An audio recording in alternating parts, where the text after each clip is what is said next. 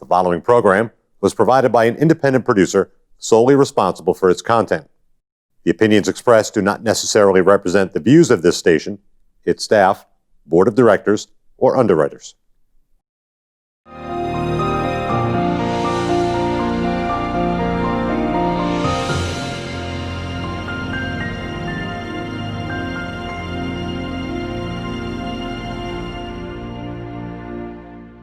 Hello and welcome to the People's View. This is sponsored by the Republican City Committee. My name is Bill Ohm. I'll be your host today. With me is the Honorable Kevin Scully, candidate for state representative in Ward 6. Welcome, Kevin. Well, hi, Bill. This is a new, experience for me. I think we're probably of the age where we actually grew up with rotary telephones, and here we are now having remote meetings over the internet. It's pretty wild stuff. The good news is you don't have to wear your mask today, Kevin. We can talk face to face at a distance. Wonderful. So Kevin is this candidate for state rep in Ward 6. Just to kind of lay the basic situation out, we have 9 wards in Nashua. Each ward has 3 representatives. And Kevin is the representative candidate for Ward 6 for the election coming up in November. And prior to that, there's a primary, which is generally just a beauty contest to show the faithful that you're interested in running. In my case, I actually have a primary. I have a contested primary in Ward 9, so I'll be out there campaigning a little harder than I would normally. So we should talk a little bit first about the State House, and then I'll ask Kevin to talk a bit about what he sees as being important to represent Nashua. Now, many states have what's called a home rule provision, where if it's not specifically up to the state to make the laws, it's defaulted to the cities and towns. But Nashua is a bit different. Nashua has the legislature as the rulemaking authority, and they have all the authority unless they decide to delegate certain things to the cities and towns. So things like property taxes and local regulations, that's for the cities and towns. But the big issues like a sales tax, like an income tax, that's reserved for the state. And that's why it's so important when you vote for a state representative to have knowledgeable candidates who understand this issue and act responsibly when it comes to taxes. So, Kevin, what do you think of all that? Well, it is interesting. Most people, as you know, Bill, are constrained in their spending by what they're able to earn as income. So you have the money coming in, you get the job, you try to work your way up the ladder, and at some point you've got an X number of dollars coming in, and that becomes the limiting factor for you in terms of what you can do. So you don't say, boy, I really want that second house on the lake, and then walk into your boss's office and say, you know something, boss, it's going to be pretty damn expensive to keep 2 different households. You've got to give me 40% more money than you're giving me right now. And yet that's exactly what government can do, because we've given that power to the legislature to tax.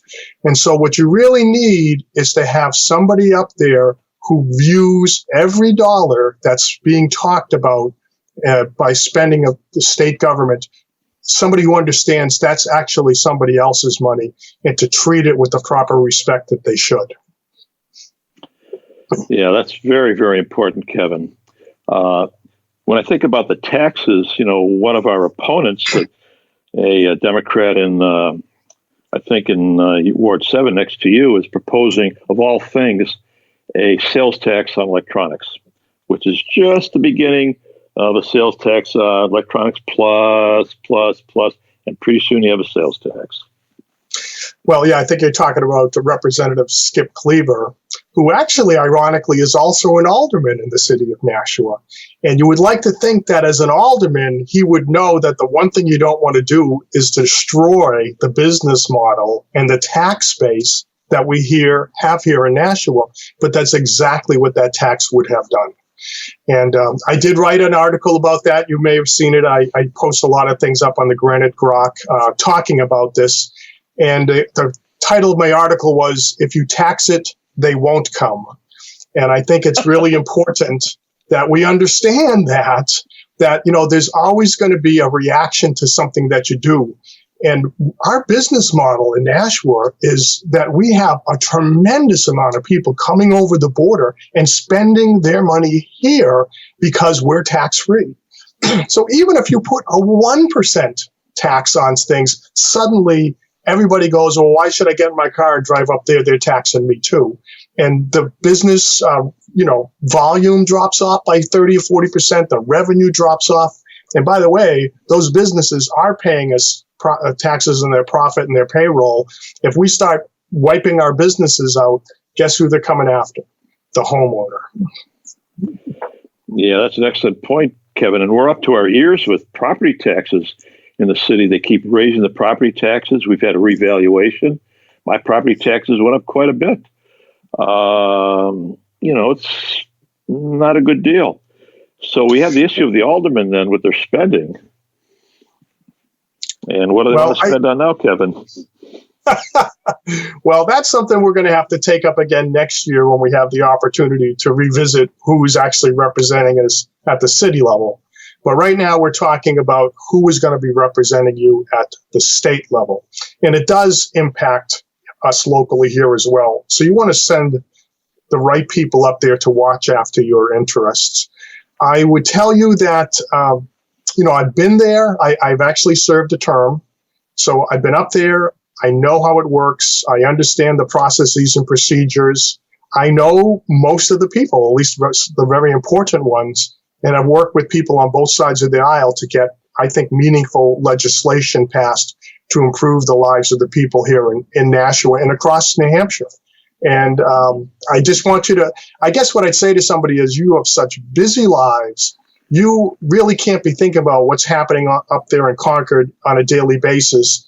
And what's really important is that you pick the right person to send up there, somebody you can trust, who you know is going to do the right thing, and somebody you don't want to find out that when you open up the paper that morning and you say, my God, he did what?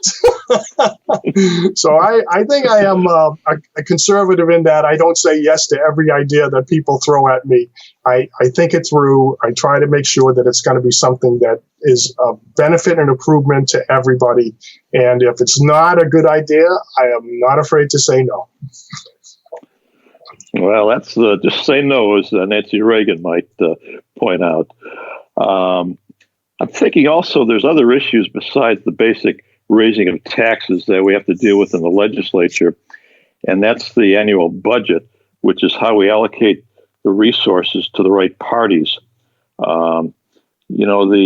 have a lot of issues here about spending for various social programs that always have a need. I mean, certainly we want to keep the people who've been on the list for the developing disabled. We have to fund those people. I think we all agree on that. But once you get beyond that, there's a lot of questionable spending that they want to propose, a lot of regulations that they'd like to do to control your life. I don't know. I'm kind of in more of the matter of kind of leave us alone and let us live our lives.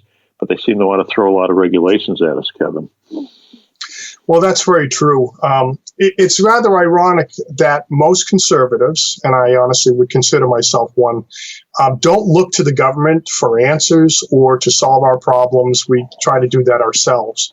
So we are not naturally drawn to the power and levers of government because we figure we're going to take care of our own lives and interests, and we don't need to have this kind of collective approach that uses what I consider to be the considerable and awful power of government to control people's lives.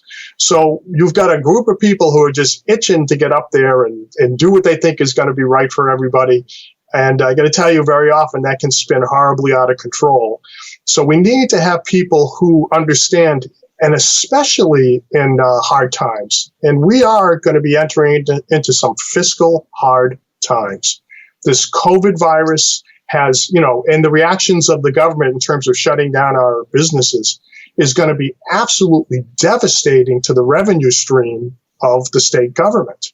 And at the same time, we've created conditions where we might actually need to increase some social services because suddenly there's a lot of people out of work who were taking care of themselves before. So we have to figure out a way through this. And in a way, from my perspective, we have to decide going right in. We are not going to resort to income tax. We are not going to resort to sales tax, because once you open that door, it's never getting closed, and it's only going to get bigger and worse. So again, we're going to have people making some very hard decisions. They won't be popular ones, but I will tell you, I will go up there and do the right thing, even if it's not popular with a lot of people. Yeah, one tax that we are facing an increase now of about 12.5% is the business profits tax. And we ran an experiment a few years back on the tax rate, because there's a debate whether we have our business taxes too high and whether increasing these, which have been going on perpetually, is now causing tax revenue to drop, or whether we should cut the tax rate, give businesses a little more money to play with, and see if the money that comes back to the state, the dollars that come back, are bigger. And how do you suppose that came out, Kevin, when we cut tax rates? Well, I do know that they were, I believe they took that up in the legislature today. The House did. And unfortunately, the Democrats have voted to keep that increased tax in place. So we have, our businesses are in the water floundering right now. They're financially drowning because of this terrible impact of COVID. And the Democrats, I hate to say it, but they decided to throw them, instead of a life preserver, they threw them a lead block. And said, here you go. It's going to be nothing but worse and harder. We have to take care of our businesses, especially the small ones. They are the backbone of the middle class. They're the wealth creators. They create jobs for other people. We cannot let them close down. We can't just have poor people and nothing but Walmarts. We need to have a vibrant middle class with our small businessmen. We have to help them every way we can. An increase in taxes on them at this point right now is the absolute worst thing we could do to them. Yeah, I certainly agree with that. Small business is really the backbone of our economy. And if you're really good at small business, then you become a medium-sized business. And if you're really good, you become a larger business. You employ a lot of people, you create a lot of jobs, you boost the economy. To get back to my hypothetical question, which actually was a real question on the tax rate, we actually saw dollars to the state increase. We got more dollars when we lowered the rate. So we wanted to keep that process going. And as you point out, Kevin, that process is now stopped by the Democrats in the legislature, who are insisting on a 12.5% increase on the business tax rate. And I agree with you. I think that's going to be the wrong message for a rebounding economy that's going to need a little help up instead of a little brick thrown at them, as we've seen now being attempted by the legislature. I want to talk about a related topic that takes a lot of tax revenue and affects a lot of people very personally, which is school choice. We have a Department of Education under Frank Adeblue, I think a very honorable man, who's trying really hard to reform the education system to let the parents have a bigger say in the education of their kids. Do you have any thoughts on that? I will always put the children and the parents first before institutions. And what I want to make sure is, I think there are always going to be some people who may do the wrong thing, but we need to make sure that people have the opportunity to do the right thing.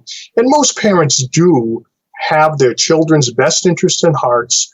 I want to give them the dignity of choice as to where they can send their children to school.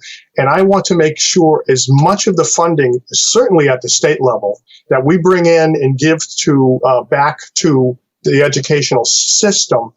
Actually, I shouldn't say that. I don't want to give it to the system. I want to give it to people and the children so that they can make those choices and decide where they want to go. If they want to, we have to figure out a way to do this. If they want to keep their kids in the public school system, that money goes right to the public school system. If they want to send them to a charter school, I want them to be able to take that money to the charter school. If they send them to a private school, I want to be able to give them that money to. What we're really should be keying on is the education of the individual, not the funding of the educational industrial complex. Yeah, it's kind of the old economic answer that if you have a monopoly, like in let's say the old Soviet Union, where the state runs everything, it's not particularly efficient. It's not particularly effective. And sometimes a little bit of competition can force improvements just from the free market principles. And I think what you're saying, Kevin, is that we have an education system now that's state funded, that's kind of a monopoly to the current institutions of the public school system and not funded directly to the parents. And I would argue with you that if we had a system where the state money, which we pay per children, go into this bucket of the monopoly, if that money instead was given to the parents and say, parents, here's your ticket for your kid. Use that ticket to spend that for education anywhere you want. We can do it homeschool. We do parochial school. We can do the local public school. We can do a charter school. You know your kid the best.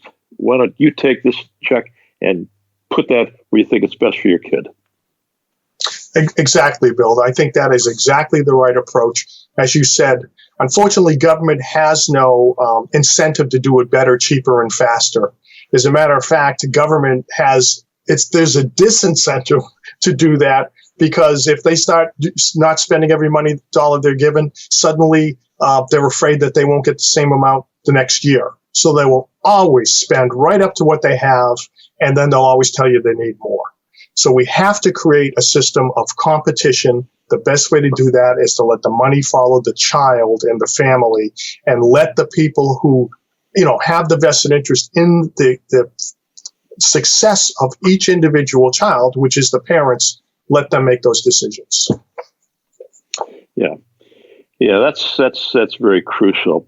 And back to the numbers a little bit, it looks like the revenue shortfall was estimated about $100 million at the state level. It's probably going to be maybe $200 million. And that's going to create, as you point out, some pressure on the spending side. Back when I served my first term back in 2011, 2012, we had a real mess left by the Democrats. We had an $800 million deficit, and we were facing an income tax and a sales tax with very little options. But through a lot of really tough belt tightening and prioritization of the important things, we were able to get that under control and actually turned around the spending problem and without a tax increase. I think we're going to need to do that again, Kevin, with the legislature. And I think it's so important that we find candidates like yourself who believe in responsible spending and not just throwing money at the problems. Because we have so many problems in New Hampshire. We have the drug problems.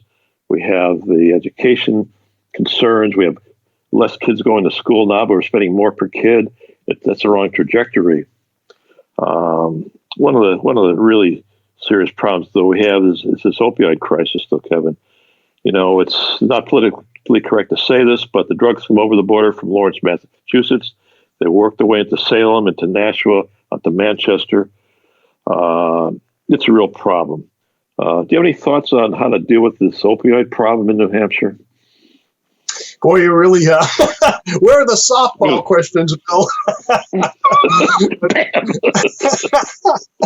No, this one is really tough. I have to tell you, I think words have meaning, and I really disagree with the term epidemic. Because when you say epidemic, you are suggesting to people that this is a disease that one person can pass to another, and that and that person might catch this through no fault of their own. At the end of the day, nobody is forcing people to take the drugs, or at least I sure hope not. They're not tying them down and sticking things in their arm. I mean, at some point, people are making bad individual decisions. And we have to figure out how we attack, I think, that problem, because at the end of the day, if you are a responsible person who has self-respect and you've got a good support system in your family, it doesn't matter if they laid out 15 or 20 different kinds of free drugs for you on the table. You're going to say, no, thank you, not doing that. that's a path to personal self-destruction. So we have to get back and stop throwing up our hands and saying, what are we going to do here? We really do need to do a better job in terms of education, early warning for kids who might be going down a bad path to try to catch them before they go there. I don't want to just throw away and abandon people, but we really do need to make sure that we're getting back to the concept of personal responsibility, and you just can't go there because not only going to destroy yourself, you're going to ruin your family in the process. Yeah, that's a very good thought, Kevin. You talked about the issue of the family. If you have a problem with family, if you don't have parents that are missing, you got kids on the street, you got a high-risk candidate for a drug problem. If you look at the homeless population in New Hampshire and other parts of the country, typically the homeless group is largely a substance-dependent group. They're on drugs, they're on alcohol, they're substance-dependent, they can't hold on a job. And what's the answer to deal with this? Because now you got a homeless population that's dysfunctional. It's causing societal problems. You see, with some of these demonstrations going on, that you have people that not here in New Hampshire so much, but in other parts of the country, they misbehave. There's looting. We can't have that in New Hampshire. So how do you address that problem? Let me just throw out something that I've been thinking about. I'd like you to comment on it, because this affects personal liberty and choice that you've talked about, Kevin. One thought that I have is if somebody is picked up on a drug offense and it's a second offense or third offense, I would suggest that the treatment be mandatory rehab, that you will have your liberty taken away for maybe 2 months to go into a forced rehab program that will get you dried out and get you some coaching before you go back on the streets. I don't think this has been talked about in New Hampshire, but I think if you want to get to the root cause of some of these problems with the homelessness, with the drug addiction, with the unemployable, that you first have to get them off the medication that's killing them. Get them off the meth, get them off the fentanyl, get them off the alcohol, get them dried out, and then have a supportive structure to teach them responsibility. What do you think, Kevin? Well, I think it's a good idea. Quite honestly, if you are literally bringing somebody back from the dead for the third time with Narcan because of that overdose, at some point you're going to have to make a decision, which is either we let this person die on the number 4 time, or we're going to take some drastic intervention to try to turn this thing around and make it better. I do. So I think that's a good idea. And I think we ought to be spending the money trying to bring them back. I don't want to start throwing more people in prison. The war on drugs is a terrible failure, and we're spending our resources poorly if we think that punishing drug addicts is going to work here. We've got to get to the underlying problems. But as you said, Bill, nobody can make a good decision as to how they're going to go forward in the future if they're already under the influence of drug addiction. We've got to get their head clear so we can try to help them and do something better. Yeah, and I suggest this is really a state issue. I mean, we've had some progress with the local issues. The fire departments have been very thoughtful in having people come in. If you got a problem, come into the fire department, and we're not going to bust you. We're going to try to help you. I give the fire department, the fire safety people, a lot of credit for that. But then there's people who just aren't going to get out. And now we get into a personal liberty issue, because what I'm advocating is something that is a little bit against my grain, which is to take away the liberty of someone who is a chronic drug abuser or alcohol abuser. Let's call it a substance abuser, a chronic substance abuser.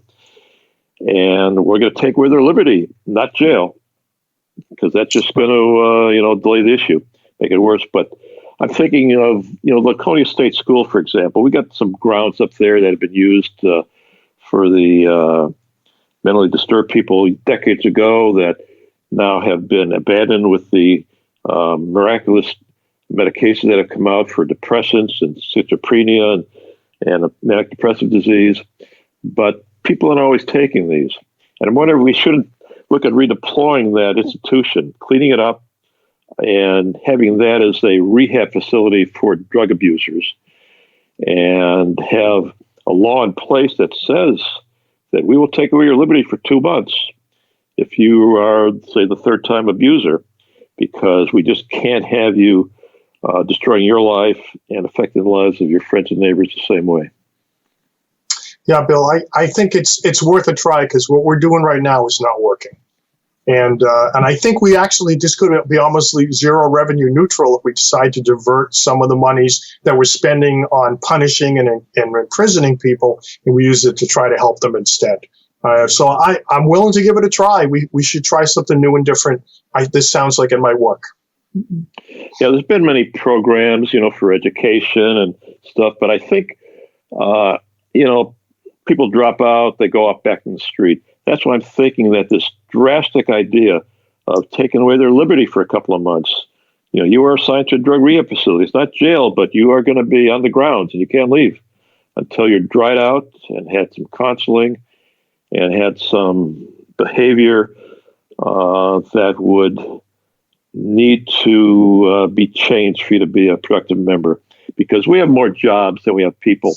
Before this virus thing hit, but we were struggling to find people in New Hampshire. We had the lowest unemployment, I think, in the country. We need people who can get up and go to work, and they can't be on drugs. They can't be on substances to do that. So I'm hoping that if we took kind of a fresh sheet of paper on this and looked at the root cause of the problem, which I believe is substance abuse, and use that to set up a facility to treat this on a statewide scale, that we might have some hope for this very, very difficult problem, Kevin. Right. Anyway, right. Well, final words. What do you think? You get the last word. Again, if the folks of Ward 6 want to send me back up there, they'll know this. I showed up to do the work. I understand the processes. I was successful in passing legislation that made the lives of people in Nashua and all across New Hampshire better. I'm ready to go up there, hit the ground running for them, and do the right things on their behalf. I would ask that they consider me to be their representative. I won't let you down. Thank you, Kevin. Do you have a website? I do have a Facebook page, so it's Kevin Scully, State Representative Candidate, Ward 6, New Hampshire. It's a mouthful, but if you search Kevin Scully, you'll find it. Well, thank you, Kevin, and thank you for coming on the show. This has been The People's View. My name is Bill Ohm with Kevin Scully. See you next time. The preceding program was provided by an independent producer solely responsible for its content. The opinions expressed do not necessarily represent the views of this station, its staff, board of directors, or underwriters.